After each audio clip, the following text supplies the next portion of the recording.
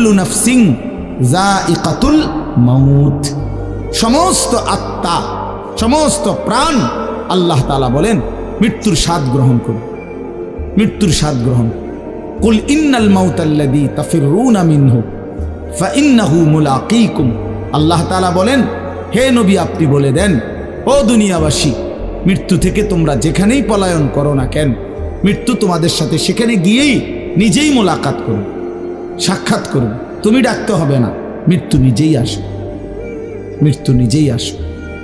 আইনামা তাকুনু ইউদরিকুমুল মাউতু ওয়ালাউ কুনতুম ফি বুরুজিম মুশাইয়াদা, আল্লাহ বলে তুমি যদি এমন একটা বিল্ডিং বানাও, ঘর বানাও, যে ঘরটা অনেক উঁচা, যে ঘরটার উপর দিয়া কেউ ভিতরে ঢুকতে পারবে না, যে ঘরটার মধ্যে একটা ছিদ্র নাই, একদম আটকানো, তো এরকম একটা ছিদ্রবিহীন সুউচ্চ ঘরও যদি তুমি বানিয়ে তার ভেতরেও তুমি আশ্রয় নাও, তো ইউদরিকুমুল মাউতু, মৃত্যু তোমার সেখানেই পৌঁছবে, তোমার সেখানেই পৌঁছবে। প্রিয় ভাই আমার, বন্ধু আমার, নওজোয়ান সাথীরা।